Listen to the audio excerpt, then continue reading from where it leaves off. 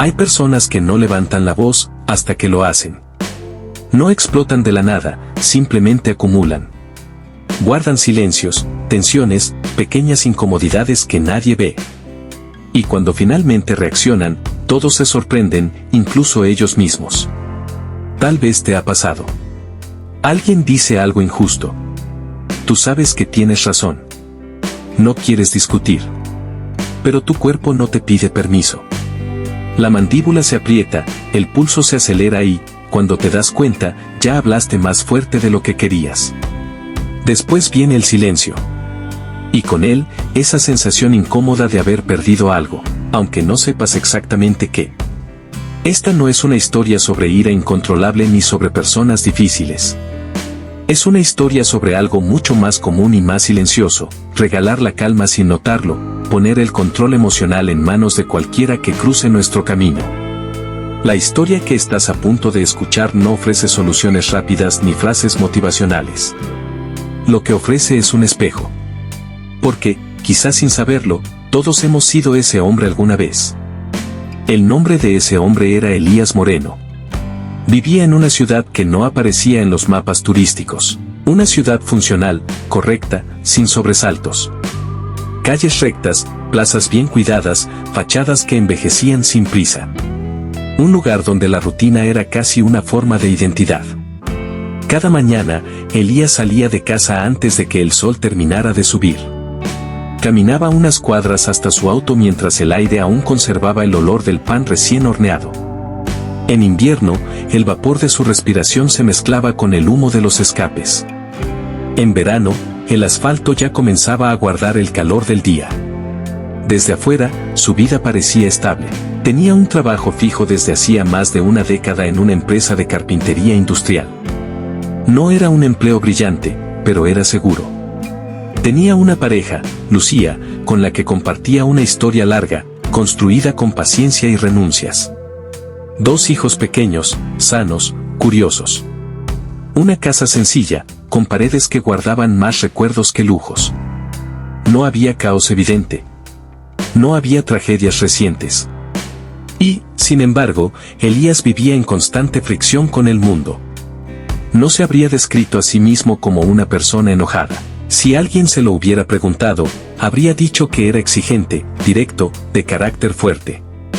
Palabras que durante años usó para justificar algo que nunca se detuvo a observar con honestidad. Elías se despertaba cansado, incluso después de dormir. Cansado de esperar. Cansado de corregir. Cansado de sentir que siempre tenía que estar atento, defendiendo su lugar, su criterio, su valor. Y ese cansancio se filtraba en todo. Las mañanas en casa eran una sucesión de pequeñas pruebas. Si el café estaba muy cargado, fruncía el ceño. Si estaba aguado, golpeaba la cuchara contra la taza. Si los niños discutían por cualquier cosa, su voz aparecía antes que su escucha. No gritaba siempre, pero cuando lo hacía, el silencio que seguía no era respeto. Era contención. Lucía había aprendido a medir las palabras, no por miedo, sino por desgaste. Sabía que Elías no era una mala persona. Sabía que trabajaba duro, que amaba a sus hijos, que no quería herir. Pero también sabía que cualquier comentario mal colocado podía convertirse en una discusión innecesaria. Cuando algo se rompía, un vaso, una promesa, un momento, Elías pedía perdón. Y lo decía en serio. Pero el perdón no prevenía la siguiente reacción. Ese era el verdadero problema. En la empresa, Elías era conocido por su precisión.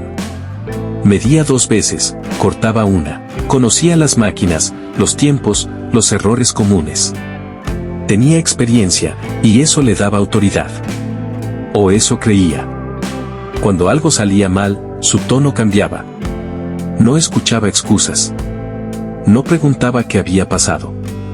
Corregía con dureza, muchas veces delante de otros. No porque quisiera humillar, sino porque sentía que el error ajeno lo desautorizaba a él. Los compañeros empezaron a evitarlo. No lo confrontaban, pero tampoco lo incluían. Las conversaciones se cortaban cuando él llegaba. Las bromas bajaban de volumen. Nadie quería ser el siguiente blanco de una corrección cargada de tensión. Elías lo notaba, pero no lo entendía. Creía que era falta de compromiso. Nunca se le ocurrió que podía ser miedo. El enojo de Elías no era explosivo, era acumulativo. No se iba. Se quedaba. Un semáforo en rojo que tardaba demasiado. Una fila que no avanzaba. Un mensaje sin respuesta. Un comentario ambiguo. Cada pequeño estímulo pasaba por un filtro interno que lo convertía en amenaza.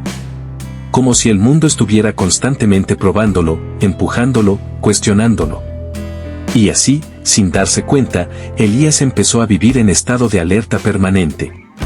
No descansaba, incluso cuando descansaba. No disfrutaba, incluso cuando todo estaba bien. Una tarde, mientras volvía del trabajo bajo una llovizna fina, un coche pasó rápido por un charco y lo empapó por completo. El agua fría le recorrió la espalda, le empapó los pantalones, le pegó la camisa al cuerpo. Elías gritó. Insultó. Corrió unos metros detrás del auto. El coche no se detuvo. Cuando se vio reflejado en una vidriera, mojado, respirando agitado, con el ceño fruncido y los puños cerrados, sintió algo distinto a la rabia. Vergüenza. No por estar mojado, sino por verse a sí mismo así. Esa noche casi no habló durante la cena, escuchaba sin escuchar. Lucía hablaba de los niños, de la escuela, de cosas pequeñas. Él asentía, pero estaba lejos. Antes de dormir, ella dijo algo simple, sin reproche: no puedes evitar la lluvia. Pero sí puedes decidir cómo caminar bajo ella. Elías no respondió. No porque no quisiera, sino porque no sabía cómo hacerlo. Sin saberlo, Elías estaba llegando a un límite. No uno visible. Uno interno. El tipo de límite que no se manifiesta con un colapso inmediato, sino con una pregunta silenciosa que empieza a repetirse en la cabeza: ¿y si el problema no es el mundo? Esa pregunta aún no tenía respuesta. Pero ya había empezado a abrir una grieta. Y es en esa grieta, justo ahí, donde comienza el verdadero cambio. Durante días, la frase de Lucía regresó a la mente de Elías como un eco persistente. No puedes evitar la lluvia, pero sí puedes decidir cómo caminar bajo ella. No era una frase profunda ni elaborada, pero tenía algo incómodo: no culpaba a nadie más. No hablaba del tráfico, de la gente imprudente, de los errores ajenos. Hablaba de elección. Y para Elías, la idea de elegir cómo reaccionar era perturbadora, porque implicaba aceptar que, hasta ese momento, no había elegido. Había reaccionado por inercia. Los días siguientes no trajeron calma, sino más fricción. Como si la vida quisiera mostrarle con claridad el patrón que llevaba años repitiendo. Una mañana, el desayuno se retrasó. Nada grave. Nada fuera de lo normal. Pero Elías ya venía tenso. Había dormido poco. El tráfico lo había puesto de mal humor. La radio hablaba de noticias repetidas, siempre negativas. Cuando uno de los niños derramó la leche, Elías explotó. No fue un grito largo, fue corto y seco, lo suficiente para congelar el ambiente. El niño bajó la mirada. Lucía se quedó inmóvil unos segundos antes de limpiar. Elías sintió el impulso de justificarse. Estoy cansado. No fue para tanto. Tienen que aprender a tener cuidado. Pero algo nuevo apareció, una sensación de déjà vu. Esa escena ya la había vivido demasiadas veces. Esa mañana salió de casa con la sensación de haber dejado algo roto atrás. En la empresa, la presión aumentaba. Se hablaba de recortes, de reorganización, de cambios en los procesos. El ambiente estaba cargado de incertidumbre. Un nuevo sistema de logística fue presentado por una coordinadora recién llegada. Tenía ideas claras, datos, propuestas concretas. Cuando señaló una forma distinta de optimizar ciertos cortes, Elías sintió el calor subirle al pecho. No porque estuviera equivocada, sino porque lo dijo frente a otros. Así lo hemos hecho siempre, respondió, cruzando los brazos. Ella insistió con calma. No lo contradijo de forma agresiva. Simplemente explicó. Eso fue peor. Elías sintió que lo estaban desafiando, que cuestionaban su experiencia, su lugar. La conversación terminó fría. Cuando regresó a su estación de trabajo, notó algo nuevo, miradas esquivas. Silencio incómodo. Nadie celebró que él defendiera su método. Por primera vez, se preguntó si su forma de reaccionar no estaba cerrando puertas. Ese mismo fin de semana aceptó la invitación de un viejo grupo de amigos para jugar fútbol. Pensó que el ejercicio le haría bien. Al principio, todo fue ligero. Risas, bromas, recuerdos compartidos. Pero bastó una jugada mal interpretada. Un pase que no llegó. Una falta leve. Un comentario sin mala intención. Elías gritó. Reclamó. Empujó. El partido se detuvo. Uno de los amigos intentó calmarlo, apoyando una mano en su hombro. Elías se la quitó de un manotazo. Siempre se pasan conmigo, dijo, sin mirar a nadie en particular. Se fue antes de terminar el juego. Caminó rápido, con el corazón acelerado y esa mezcla amarga que ya conocía demasiado bien, enojo por fuera, vergüenza por dentro. Esa noche no encendió el televisor. No tomó el teléfono. Se sentó solo en el comedor, con las luces bajas. Pensó en el niño con la leche derramada. En la reunión del trabajo. En el partido que terminó mal. Escenas distintas, mismo resultado. Por primera vez, la pregunta apareció con claridad: ¿qué tienen en común todas estas situaciones? La respuesta no llegó de inmediato, pero el silencio empezó a volverse incómodo. Elías se dio cuenta de algo que nunca había querido aceptar: su enojo no resolvía nada.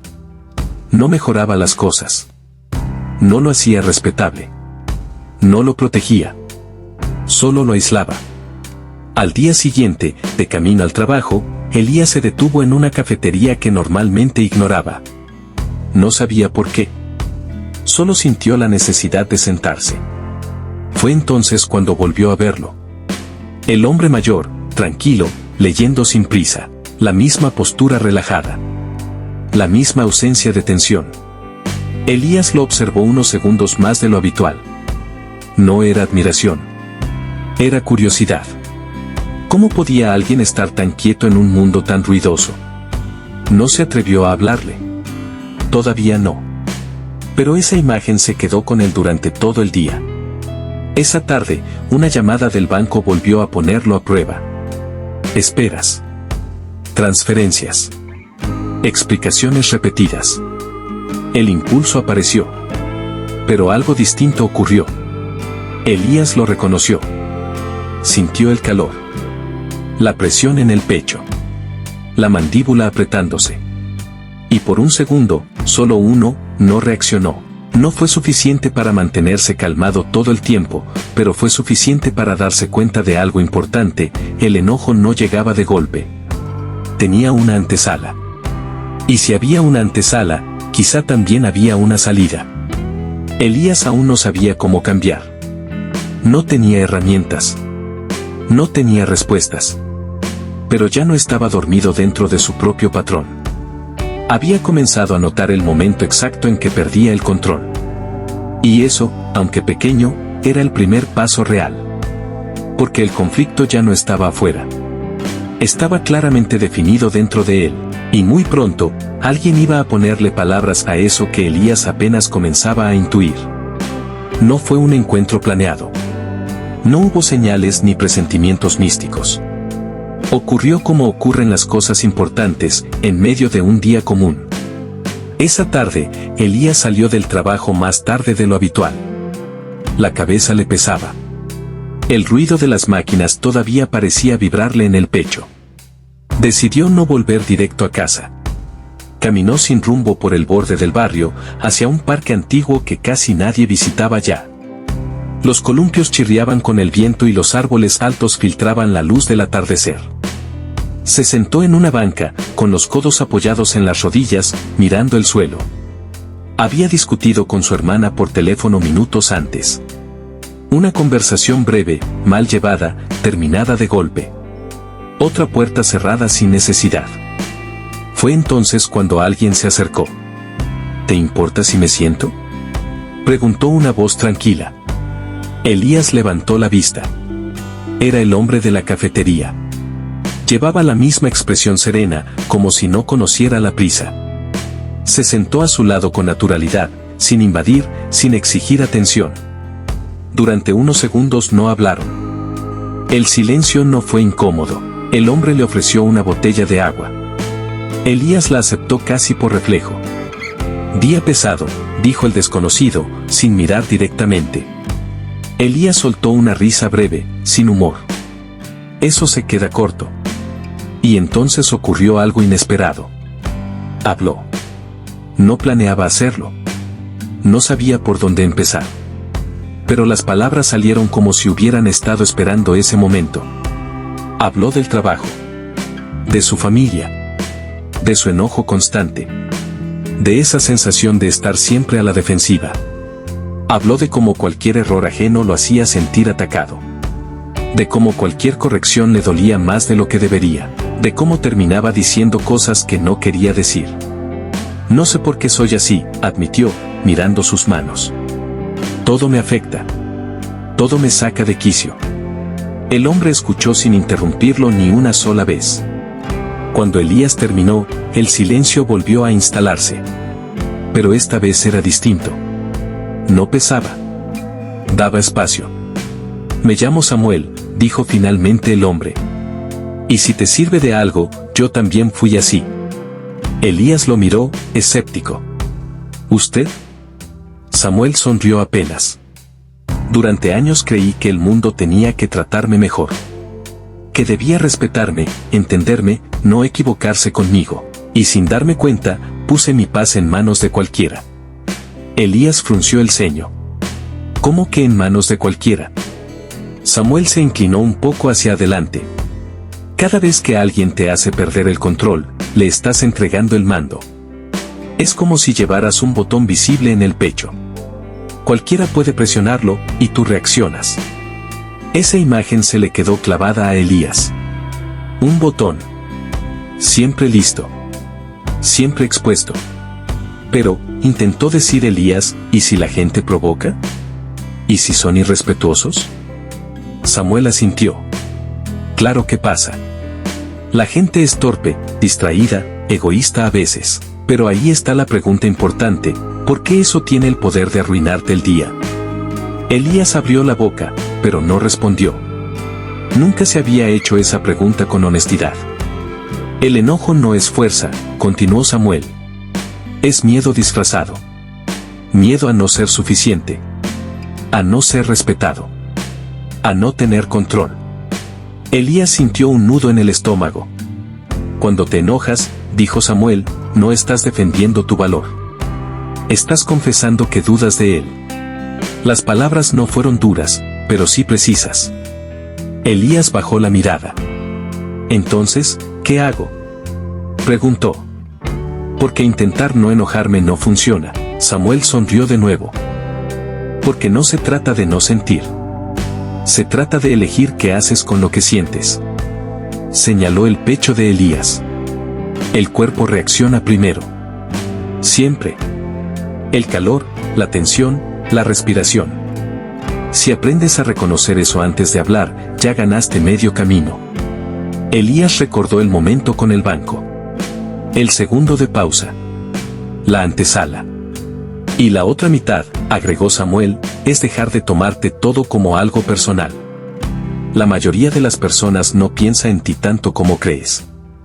Están atrapadas en su propio ruido». Samuel tomó una rama del suelo y dibujó una línea en la tierra. «De este lado», dijo, «está lo que puedes controlar. Del otro, lo que no». Elías observó la línea.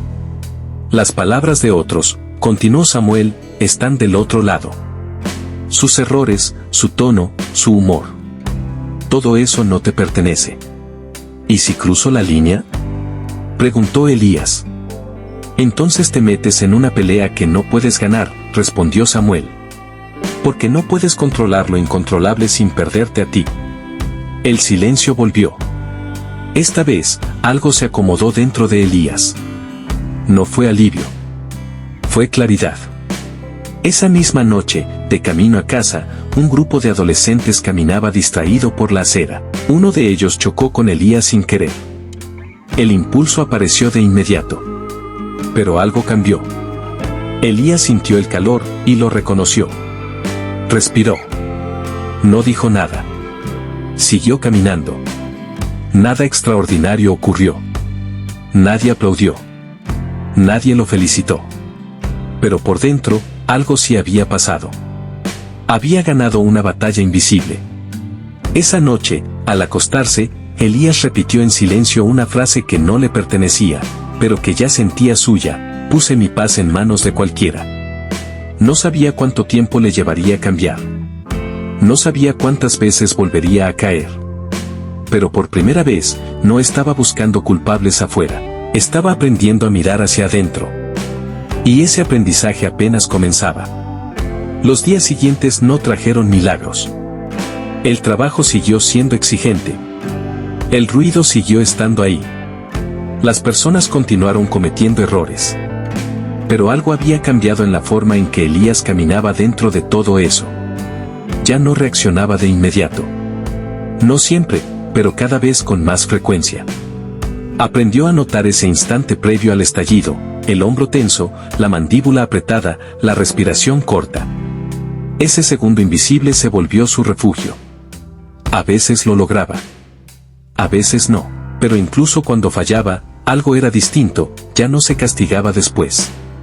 Observaba su error como quien estudia una grieta en la pared para entender cómo evitar que crezca.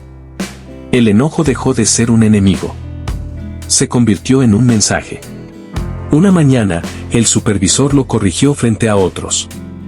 El viejo impulso apareció, rápido y punzante. Antes, Elías habría respondido con sarcasmo o se habría encerrado en un silencio hostil durante horas. Esta vez, respiró.